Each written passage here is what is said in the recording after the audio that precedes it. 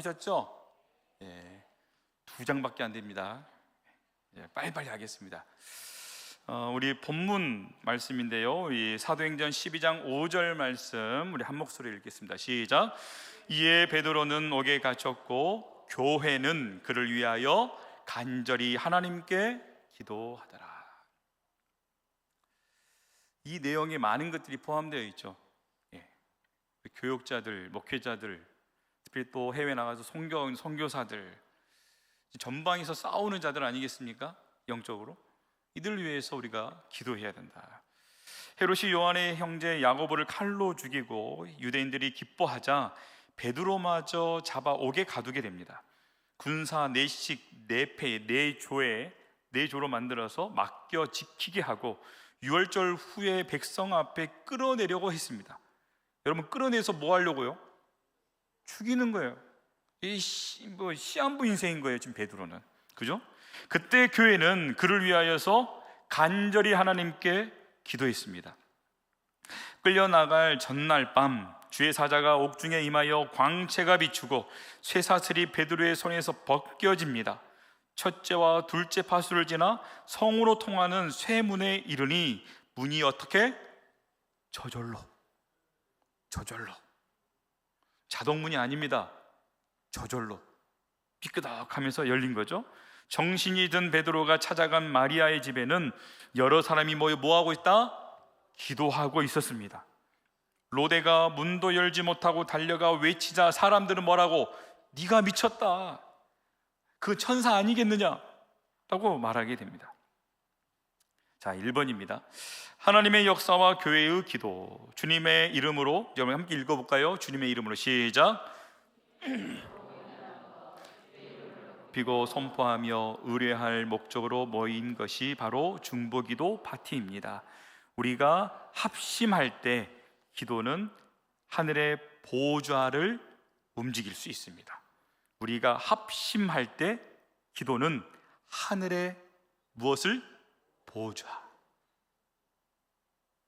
보좌는 뭐예요? 하나님이 아닌, 하나님이 계신 것, 하나님을 흔들 수 있다, 움직일 수 있다는 거죠. 그리스도인도 절망과 좌절에 빠질 수 있다는 사실을 애써 부인할 필요가 없습니다. 그렇죠? 성경의 영적 거장들도 모두 깊은 영혼의 밤을 고백했어요. 특별히 세 인물이 나오는데요, 바울, 고린도후서 1장 8절인데 우리 함께 읽어봅시다. 시작. 형제들아, 우리가 아시아에서 당한 환난을 너희가 모르기를 원하지 아니하노니 힘에 겹도록 심한 고난을 당하여 살 소망까지, 무슨 말입니까? 죽을 것 같다라는 거예요. 죽을 것 같다. 이러한 고통이 있었죠. 또 다윗입니다. 사무엘상 20장 3절 시작. 진실로 여호와의 살아계심과 내 생명을 두고 맹세하노니 나와 사망 사이는 한 걸음뿐이라. 뭐라고요? 나와 사망 사이는 한 걸음밖에 안 된대. 죽을 것 같다. 똑같은 말이에요. 그리고 요나를 봅시다. 요나 선지자. 요나서 4장 3절 시작. 여호와여 원하건대 이제 내 생명을 거두어 가소서. 사는 것보다 죽는 것이 내게. 여러분, 영적인 거장들, 하나님께서 그 큰 일들을 이루셨던 사람들도 이런 고백을 했다라는 거예요. 우리도 그렇지 않습니까? 이런 어려움이 있다. 자, 이번 베드로의 위기, 사도행전 12장 1절부터 5절까지 이렇게 쭉 나와 있는 말씀인데요, 제가 한번 1절부터 2절을 한번 읽어보겠습니다. 그때의 헤롯 왕이 손을 들어 교회 중에서 몇 사람을 해하려 하여 요한의 형제 누구를? 야고보, 오늘 방금 읽었던 본문의 말씀이죠. 야고보를 칼로 죽이니, 이 야고보는 최초의 순교자입니다. 3절입니다. 유대인들이 이 일을 기뻐하는 것을 보고 누구도? 베드로도 잡으려 할새 야고보를 죽이고 베드로까지 잡아 죽이는 거예요. 근데 이때는 어떤 무교절 기간이라 이게 죽일 수가 없는 상황인 거죠. 그래서 잡아서 옥에 가두는 거예요. 4절입니다. 잡음에 옥에 가두어 군인 4식인 4패, 4개의 조, 그룹을 말하는 거죠. 4패에 맡겨 지키고 유월절 후에 백성 앞에 끌어내고자 하더라. 자, 동료 야고보는 이미 죽었고 베드로를 제거하면 교회는 완전히 붕괴한다라고 그들은 판단했을 것입니다. 그러나 베드로는 죽지 않고 어떻게 됩니까? 살았습니다. 그죠? 5절 말씀입니다. 이에 베드로는 옥에 갇혔고, 그 다음 뭡니까? 그 다음 교회는 그를 위하여 어떻게? 간절히 하나님께 기도하더라. 그래서 베드로가 구출받고 계속 쓰임받은 이유 세 가지가 있다면 무엇입니까? 1번 시작. 2번 3번 똑같은 말인 것 같지만 다르겠죠. 교회적인 기도, 교회의 간절한 기도, 교회의 간절하고도 지속된 기도. 이것을 누가 해야 된다? 우리 중보 기도자들이 계속 해 나가야 된다. 옥문이 열리는 기적은 단순한 개인의 기도 때문이 아니라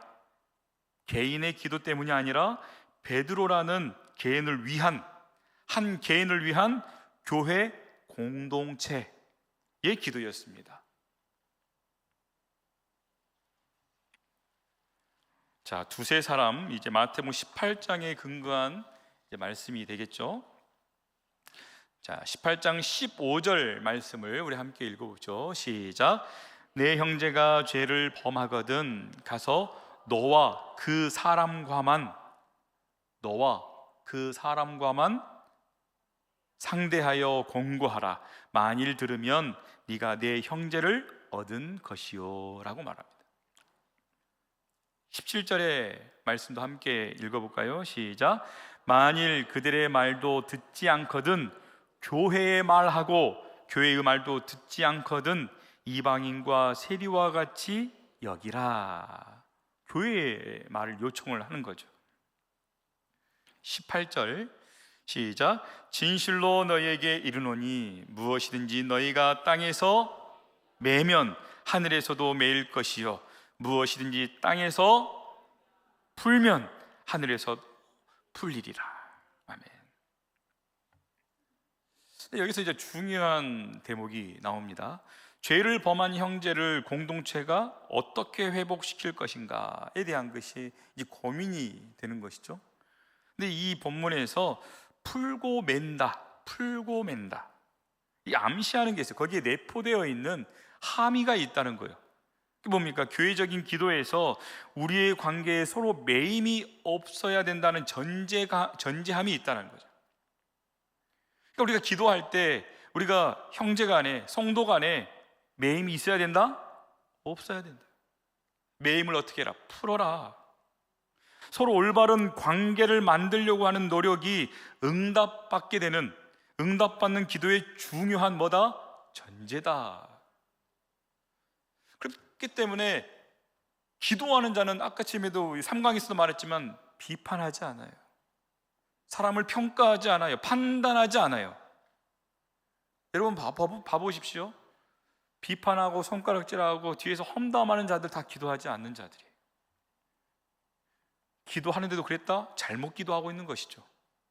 정말로 주님의 마음을 우리가 본받아서 중보하며 기도하는 자, 그 험이 있고 그 허물이 보이면 덮습니다.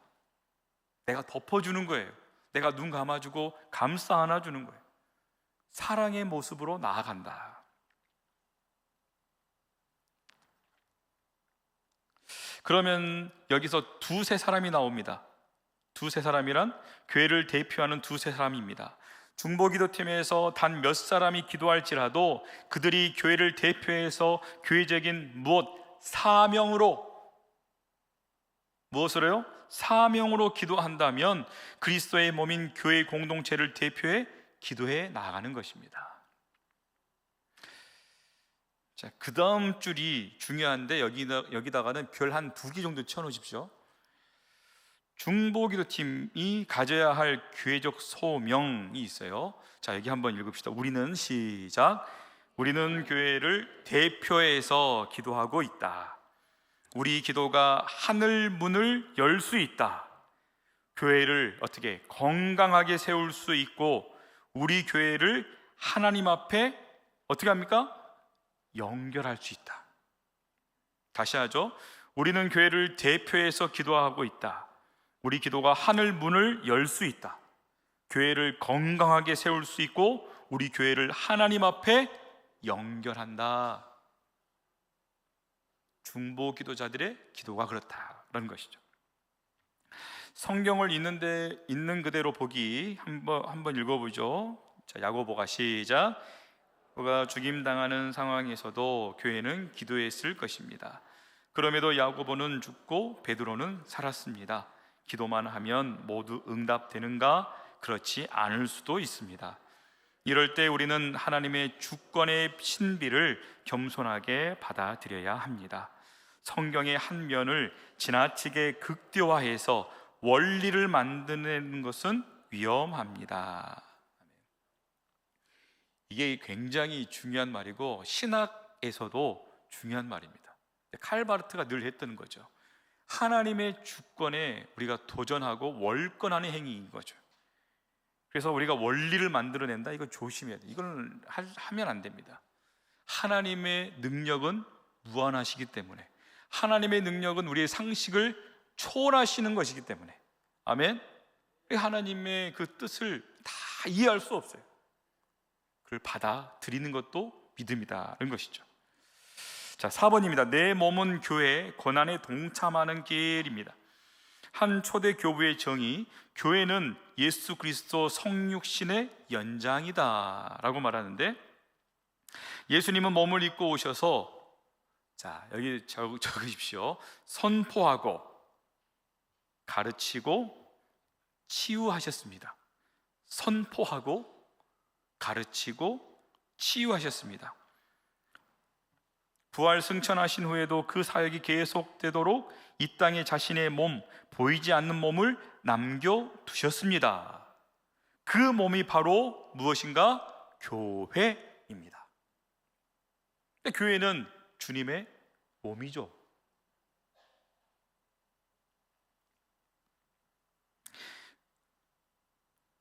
자, 교회가부터 한번 읽어볼까요? 같이 시작. 교회가 가장 교회다울 수 있는 길은 복잡하지 않습니다. 주님이 하시던 일을, 이 부분은 줄을 그으십시오. 주님이 하시던 일을 계속하면 됩니다. 자, 목자 없이 시작. 목자 없이 방황하고 고통받는 이웃을 위해 먼저 기도하십시오. 그리고 교회적 기도를 통해서 오늘의 교회는 다시 한번 그리스도의 무엇이? 몸이 될 수 있습니다. 같은 말인 거예요. 계속해서 우리 교회라고 한다면 이웃을 위해서 기도할 수 있어야 된다, 이 얘기를 하는 것입니다. 그러면서 시편 68편 19절인데, 그래서 우리가 하나 된 몸이기 때문에 한 지체의 고통에 우리가 외면하고 방관해서는 안 된다라는 것을 얘기를 하는 거죠. 자, 날마다 한번 읽어봅시다. 시작. 날마다 우리 짐을, 곧 우리의 구원이신 하나님을 찬송할지로다. 날마다 우리의 짐, 주님께서 우리의 짐을 지신 그 주님처럼 우리도 이웃의, 우리 성도의 짐을 같이 져주는 거예요. 기도로 져주는 거죠. 그래서 중보기도는 누군가의 짐을 대신 지는 행위다 라고 이야기합니다. 이제 다 끝났습니다. 자, 골로새서 1장 24절인데요 한번 읽어보죠. 나는 시작. 나는 이제 너희를 위하여 받는 괴로움을 기뻐하고 그리스도의 남은 고난을 그의 몸된 교회를 위하여 내 육체에. 그렇기 때문에 중보기도 옆에 있는 자들이, 성도들이 나를 위해서, 나의 어려움을 위해서 기도할 터이니 이제 이 괴로움이 있어도 우리는 어떻게 할 수 있다? 기뻐할 수 있다라는 거죠. 왜? 옆에 있는 그 성도가 나를 위해서 기도할 것이니까. 그 기도를 통해서 다시 응답되어지고 선한 길로 인도되어질 것이니까. 아멘. 그 기도가 바로 주님의 그 고난에도 동참하게 되는 거죠. 그리스도의 남은 고난이란, 자, 한번 읽어봅시다. 자녀를 시작. 자녀를 다 결혼시키고 이제 끝났다 하지만 자식이 고생한다는 소식이 들리는 순간 부모는 다시 고통합니다. 자식들이 고통받는 한 부모의 고통은 끝났다고 말할 수 없습니다. 예수님의 십자가 구속 사역은 끝났지만 그리스도의 제자들이 이 땅에서 고난받을 때 예수님은 자신의 고난을 아직 끝나지 않은 것으로 간주합니다. 아멘. 그래서 우리는 어때요? 혼자가 아니라는 거예요. 우리는 가족이면서 팀이고, 그래서 우리가 함께 모여서 중보하며 기도해 나갈 때 주님께서는 그 지체를 위해서 일하시고 어때요? 세워주시고 회복해 하신다라는 것입니다. 아멘. 그래서 우리가 함께 교회적으로 행해야 된다는 거예요. 우리가 지난주에도 우리 목사님께서 4단계의 기도의 그 시스템이 있음을 우리가 배웠지 않습니까? 그래서 우리가 함께 기도해야 할 때 목사님 말씀하신 것처럼 그 기도의 제목을 듣게 되면 기도할 때는 열심히 기도하지만 또 다른 분들을 만나고 교제할 때는 딱 잊어버려야 돼요. 기도하는 그 순간에만 떠올려야 돼요. 그분들을 위해서 기도할 때 주님께서 이루어질 줄로 믿습니다. 오늘 이렇게 4강까지 함께 했는데 여러분 어렵습니까? 어렵습니까? 따라합시다. 나는 이럴 줄 몰랐다. 여러분 자신을 쓰다보면서 역시 대단해. 시작. 여러분 역시 대단하시고 이 중보기도의 사역에 동참하여서 정말 주님께서 기뻐하시는 또 우리의 기도를 올려드리는 우리 모두가 될 수 있기를 바랍니다. 우리 한번 1, 2분 정도 함께 기도했으면 좋겠어요. 오늘 3강과 4강 많은 것들을 얘기했어요. 하지만 한 가지만이라도 붙잡고 하나님, 내가 그 기도를 하게 하여 주옵소서. 주님의 마음에 쏙 드는, 세상 사람들이 하는 것처럼, 무당이나 하는 것처럼, 점집에서 하는 것처럼 나 자신만을 위한 기도가 아니라 이제는 벗어나서 남을 위해서, 남을 살리는 기도하게 하시고 하나님의 뜻을 이루는 기도하게 하여 주옵소서. 그리고 이 기도가 나만이 하는 것이 아니라 우리 온 성도들이 함께 합심하여서 기도하게 하여 주시옵소서. 우리 1, 2분 정도 함께 기도하고요, 제가 마무리 기도하고 마치도록 하겠습니다.